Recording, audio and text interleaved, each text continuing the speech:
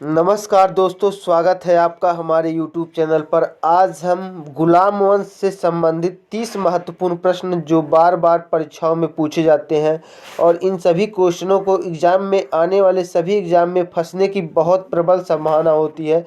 तो ये 30 के 30 क्वेश्चन गुलाम वंश के हमने सिलेक्टेड और इम्पॉर्टेंट लिए हैं। ये 30 के 30 प्रश्न आपकी परीक्षा के लिए बहुत बहुत इम्पॉर्टेंट है। यदि आप एसएससी जीडी की तैयारी कर रहे हैं या किसी भी परीक्षा की तैयारी कर रहे हैं, आपके लिए ये क्वेश्चन बहुत बहुत इम्पॉर्टेंट है और आपके लिए ये क्वेश्चन रामबाण साबित हो सकते हैं। यदि आपने ये पूरा वीडियो देख लिया तो आप बहुत बहुत बहुत जान लीजिए, बहुत अच्छे तरीके से गुलाम वंश को कवर कर लेंगे। तो हम वीडियो की शुरुआत करते हैं बिना किसी देरी के। पहला प्रश्न है, 1206 ईस्वी से 1290 ईस्वी तक उत्तरी भारत में शासन करने वाले सुल्तानों के लिए सबसे उचित संज्ञा क्या होगी? तो उत्तरी भारत में 1206 से 1290 तक शासन करने वाले शासकों को मामलुक वंश के नाम से जाना जाता है। मामलुक वंश, और दूसरा नाम है इसे कहा जाता था गुलाम वंश या मामलुक वंश। ये सभी बातें याद रखिएगा, मामलुक वंश या गुलाम वंश। अगला क्वेश्चन है, दिल्ली सल्तनत का प्रथम वैधानिक सुल्तान था। तो प्रथम वैधानिक सुल्तान मतलब, वैधानिक मतलब होता है वास्तविक सुल्तान। वैसे तो दिल्ली सल्तनत का संस्थापक था, दिल्ली सल्तनत का संस्थापक यानी कि पहला सुल्तान था कुतुबुद्दीन ऐबक, जिसने 1206 से 1210 ईस्वी तक शासन किया था। लेकिन इसमें कहा है दिल्ली सल्तनत का यानी कि ये जो कुतुबुद्दीन ऐबक था, इसकी राजधानी लाहौर थी और जो इल्तुतमिश था इसने अपनी राजधानी लाहौर से दिल्ली कर लिया था। तो दिल्ली सल्तनत का प्रथम वैधानिक सुल्तान अगर पूछेगा तो आप इल्तुतमिश कीजिएगा। अगला क्वेश्चन है, दिल्ली के सुल्तानों में किसे लाख बख्श के रूप में जाना जाता है?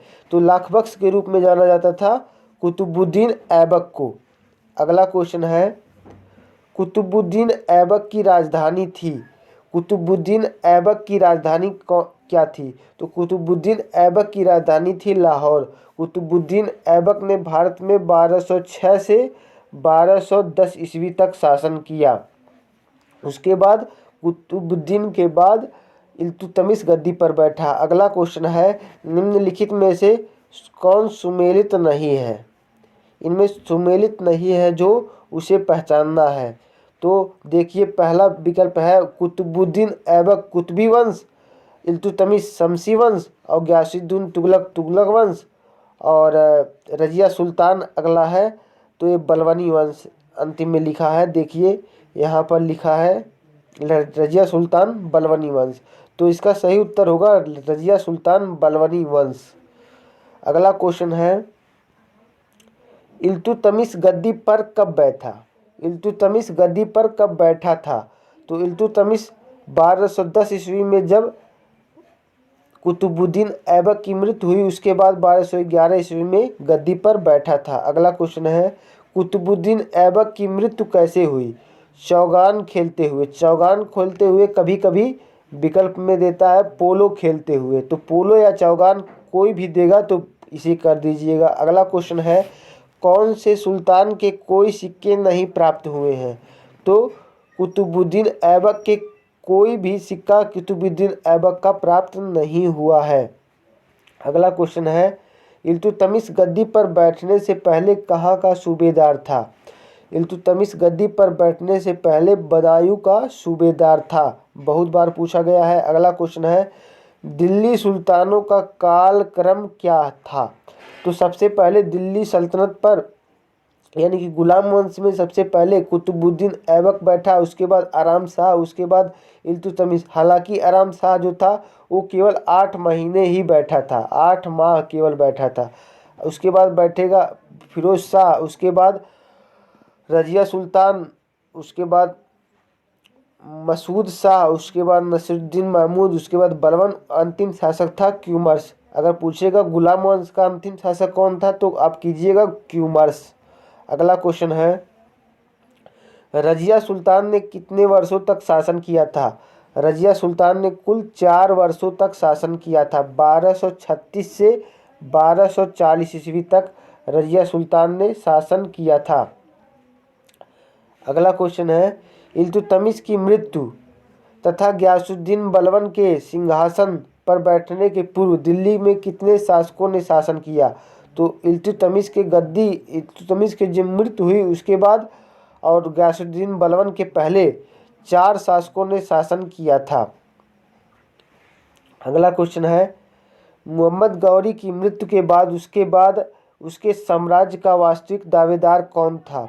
तो मोहम्मद गौरी के मृत्यु के बाद उसके साम्राज्य का वास्तविक दावेदार था ताजुद्दीन यल्तोज, उसके बाद नासिरुद्दीन कुबाचा और कुतुबुद्दीन ऐबक। ये तीनों ही वास्तविक दावेदार थे, लेकिन मिला किसको? मिला था कुतुबुद्दीन ऐबक को। अगला क्वेश्चन है, इल्तुतमिश ने किसे अपना उत्तराधिकारी चुना था? इल्तुतमिश ने रजिया सुल्तान को अपना उत्तराधिकारी चुना था। अगला क्वेश्चन है, इल्तुतमिश को बगदाद के खलीफा द्वारा खिलाफत कब प्राप्त हुई? तो बगदाद के खलीफा द्वारा खिलाफत प्राप्त हुई थी 1229 ईस्वी में। अगला क्वेश्चन है, बलबन ने कौन कौन सी 2 उपाधियां धारण की थी? तो बलबन ने जिल्ली इल्लाह या ईश्वर का प्रतिबिंब की उपाधि धारण की थी। अगला क्वेश्चन है, यह क्वेश्चन बहुत बार एग्जाम में पूछा गया है, वेरी वेरी इंपॉर्टेंट क्वेश्चन है। सिजदा और पैबोस प्रथा का प्रचलन किसने किया था? तो सिजदा और पैबोस प्रथा का प्रचलन किया था बलबन ने। अगला क्वेश्चन है, चालीसा या चहलगानी का अस्तित्व किसके शासनकाल में आया?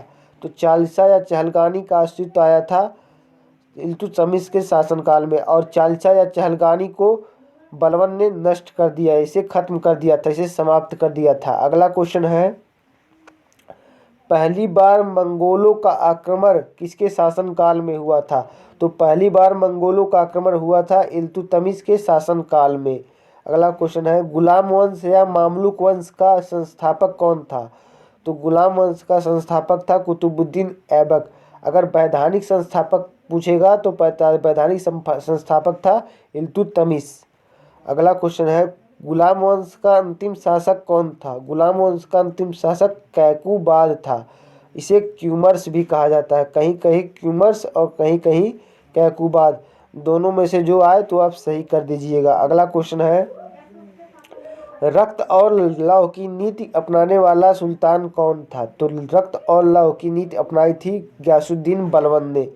अगला क्वेश्चन है, चांदी का टंका और तांबे का जीतल प्रचलन किसने शुरू किया था? तो ये प्रचलन शुरू किया था इल्तुतमिश ने। इल्तुतमिश ने चांदी का टंका बनवाया और तांबे का जीतल का प्रचलन शुरू किया था। अगला क्वेश्चन है, चहलगानी का संहार कौन था? जो चहलगानी इल्तुतमिश ने बनाया था, इसका संहार मतलब इसको समाप्त करने वाला बलबन ने, गयासुद्दीन बलबन ने इसे समाप्त कर दिया है। चहलगानी को 40 सरदारों का समूह कहा जाता है, 40 सरदारों का समूह कहा जाता था, इसे बलबन ने समाप्त कर दिया था। अगला क्वेश्चन है, दिल्ली सल्तनत में अक्ता प्रणाली का प्रारंभ किसने किया था? तो अक्ता प्रणाली का प्रारंभ किया था इल्तुतमिश ने। अक्ता प्रणाली को इक्ता प्रणाली भी कहा जाता था। इक्ता प्रणाली या अक्ता प्रणाली कोई भी पूछेगा तो इल्तुतमिश कर दीजिएगा। अगला क्वेश्चन है, इल्तुतमिश, बलबन और अलाउद्दीन खिलजी में एक जैसा कौन सा काम किया था? तो मंगोलों का सामना इन तीनों ने किया था। इन तीनों में एक ही समानता है, मंगोलों का सामना। अगला क्वेश्चन है, मिन्हास उस सिराज किस वंश के शासकों का समकालीन था? तो मिन्हास उल सिराज गुलाम वंश के शासकों का समकालीन था। अगला क्वेश्चन है, जो कि हमारा इस सेशन का लास्ट क्वेश्चन है, बलबन अपने आप को किसका वंशज मानता था? तो बलबन अपने आप को अफरासिया का वंशज मानता था। लास्ट में हमने एक क्वेश्चन आपसे पूछ रहे हैं, तो उसे ज़रूर कमेंट बॉक्स में बताइएगा कि गुलाम वंश की स्थापना कब हुई थी और कब से कब तक गुलाम वंश शासनकाल का अंत कब हुआ और कब स्थापना हुई, स्थापना कब हुई और अंत कब हुआ, इसका क्वेश्चन का आंसर ज़रूर बताइएगा। मिलते हैं नेक्स्ट वीडियो में, तब तक के लिए जय हिंद जय भारत। वीडियो देखने के लिए आपका बहुत बहुत धन्यवाद।